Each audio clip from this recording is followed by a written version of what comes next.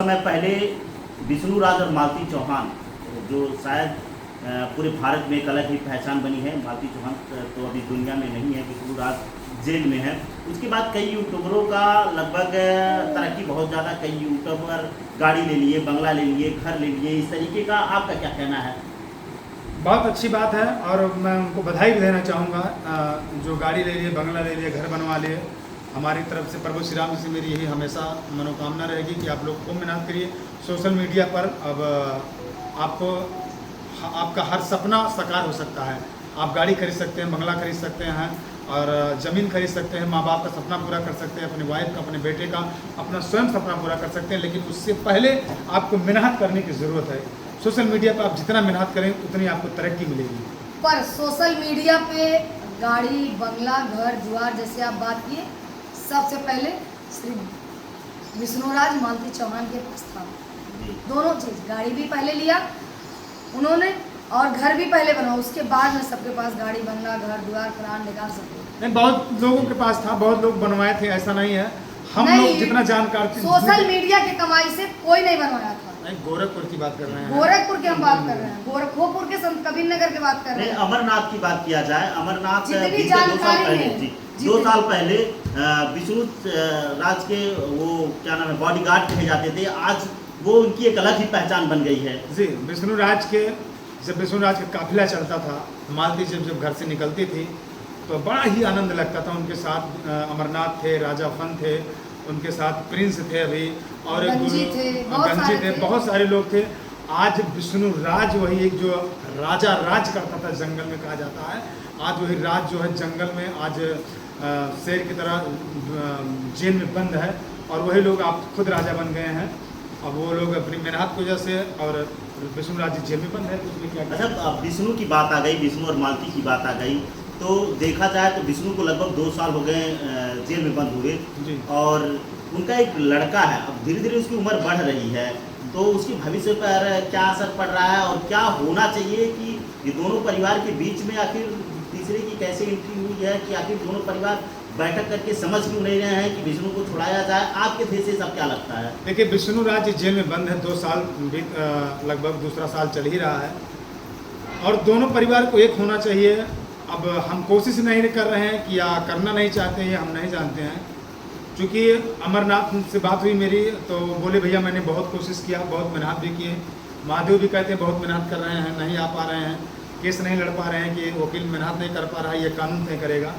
अब न्यायालय में, कोर्ट में चला गया इलाहाबाद, फैसला, बहुत सारी ऐसी बातें हैं। लेकिन मेरा यही मानना है कि दोनों परिवार अगर एक हो जाए और एक बच्चे का जो भविष्य है वो बन ही तभी सकता है तो जब विष्णु राज आ सकते हैं तब, क्योंकि माँ तो है नहीं और विष्णु राज अगर आएंगे तो उसका भविष्य बन सकता है। अन्यथा भविष्य तो मुझे नहीं लगता है कि बन सकता है। लेकिन अब उसकी मौसी जो अपना खाने पीने से जो बचता है या जो भी सेवा पाती कर पा रही वो अपने हिसाब से कर पा रही हैं, मैं उनको धन्यवाद देना चाहूँगा। चंदा जी, मालती चौहान एक महिला होने के कारण आपकी ज़्यादा करीबी रहती थी और कई बार हम देखे हैं, वीडियो में भी देखे हैं, क्या कहना चाहेंगे उनके ना रहने पे कैसा आपको महसूस होता है? देखिए, वो 2 प्राणी नहीं है जो कि मालती चौहान इस दुनिया में नहीं है। विष्णु जी जेल में ही हैं, तो कहीं ना कहीं हम लोग कोई फंक्शन में जाते हैं, कोई भी कहीं 2-4 यूट्यूबर, 2-4 क्रिएटर इकट्ठा होते हैं तो विष्णु राज का जरूर याद आता है और वहाँ सब लोग विष्णु राज का याद करते हैं। और ये बहुत बड़ी बात मैं आपसे बताना चाहती हूँ, कोई भी फंक्शन कोई भी करता है तो ट्रेंडिंग में विष्णु राज मालती चौहान की वीडियो रहता है। अच्छा, ऐसा क्यों होता है? पता नहीं ऐसा क्यों होता है। जैसे हम कोई फंक्शन करें, कोई भी कोई बड़ा फंक्शन करता है तो आप वीडियो खोलिए, यूट्यूब चलाइए, सबसे पहले नंबर 1 पे विष्णु और मालती का वीडियो आता है। अभी भी अलग छाप बना के रखे हैं वो लोग, अभी भी। देखिए, छाप नहीं कोई हटा पाएगा। बहुत लोगों ने कहा कि विष्णु विष्णु विष्णु खत्म, पर विष्णु तब भी था, आज भी है, कल भी रहेगा। अच्छा, बाहर निकल के आ जाएगा विष्णु, अलग पहचान रहेगी उसकी। अरे भैया, जिस दिन क्या बताएं वो लोग कैसे इंसान है। देखिए, हम ये नहीं कहते हैं, हम तो ये भी कहते हैं कि सवा घड़ी मान लो कि हो सकता उन्होंने ऐसा किया हो। सवा घड़ी मान लीजिए, मेरा तो मानना शुरू से नहीं है जी कि ऐसा नहीं वो बंदा कर सकता है, पर मान लीजिए कि ऐसा हुआ भी हो तो एक बच्चे के लिए उसको बाहर निकाल देना चाहिए।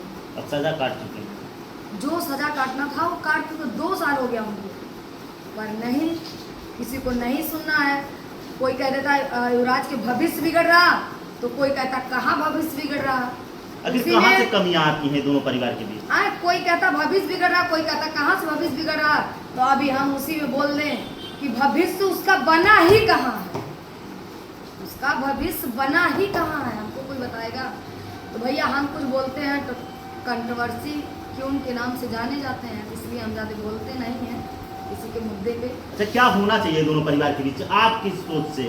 मेरी सोच यही है कि विष्णु बाहर आए, अपने बच्चे के परवरिश करे, अपने बच्चे के लिए कुछ करे, क्योंकि ना महादेव कर सकते हैं, न उनकी वाइफ ज्योति कर सकती हैं, न उनकी मौसा मौसी, कोई नहीं कर सकता जो विष्णु कर दिया। इसलिए मेरा मानना है कि उनके पिताजी से बहुत वीडियो में भी हम रिक्वेस्ट किए हैं, तो यही हम चाहते हैं कि दोनों परिवार इकट्ठा हो जाए, झगड़ा ना हो, दोनों परिवार इकट्ठा हो जाए।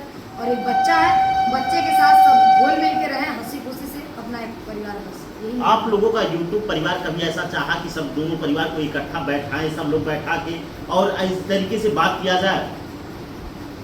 नहीं भैया, वो लोग जब हम लोग कभी छेड़ते भी हैं ऐसी कोई बात, तो ये पता चलता, अभी कल परसों हम लोग गए थे, बातचीत हुआ था, वो लोग नहीं मान रहे हैं, तो ये पता चलता, इधर पता चलता बातचीत हुआ है, तो इधर 2 लोग मानने के राजी हैं, तो एक लोग नहीं ऐसा नहीं होगा, नहीं आएगा बाहर तो नहीं आएगा, नहीं ये होगा तो नहीं होगा। तो जिसके घर में 4 या 10 या 2 या 5 जिसके घर में मालिक रहेगा ना, उसके घर में कोई काम असंभव नहीं होगा, सब व्यर्थ होगा। तो कहीं कहीं ये भी है, कोई चाहता है तो कोई नहीं चाहता है, और कोई नहीं चाहता है तो कोई चाहता है। एक दबंग छोरी के नाम से, कानपुर दबंग छोरी के नाम से एक महिला है जो बराबर आती रहती हैं, मालती चौहान और विष्णुराज के उनके परिवार में, तो उनका कई ऐसा रिएक्शन वीडियो बनता रहता है। जी जी, देखिए, वो रिएक्शन वीडियो बनाती हैं, सबके नाम से बनाती हैं, सबके मुद्दों पे बनाती रहती हैं, हर एक मुद्दों पे बनाती हैं, राधा राज के मुद्दों पे भी बनाई हैं। तो वीडियो बनाना, रिएक्शन करना गलत नहीं है। मेरा कहना है सिर्फ कि किसी के बारे में भला बुरा बोलना हमारा कोई फर्ज नहीं होता। मैं जितना जानूं उतना ही सानूं, जितना जानूं उतना ही सानूं। नहीं, इन्होंने जहाँ तक कही दबंग छोरी, जहाँ तक कही है मैं चलाऊँ था, लेकिन राधा राज को इन्होंने गलत बोला है, ये कदाप खिलाफ, इसलिए इन्होंने ठीक नहीं किया है। अगर राधा राज के खिलाफ उन्होंने ये कदम उठाया है, अगर उनके खिलाफ उन्होंने बोला है, तो मैं वीडियो में देखा हूँ, मैं उनको कुछ कह भी नहीं रहा हूँ और मैं कहूँगा, क्योंकि राधा राज की तबीयत अगर उनको ज़्यादा उनके पास खलबली थी, उनको आके स्वयं देखना चाहिए था। ठीक है, हाँ, कई लोग कह रहे थे कि वीडियो बनाने कंटेंट है, उन्होंने कहा कंटेंट है, कोई लोगों ने कहा कंटेंट है। 4 दिन में उनके घर पे रहा, वाकई अभी हॉस्पिटल से आ रहे हैं, वीडियो आप देख ही रहे हैं, बहुत तबीयत खराब थी, उनको ऐसा नहीं बोलना चाहिए राधा राज के बारे में।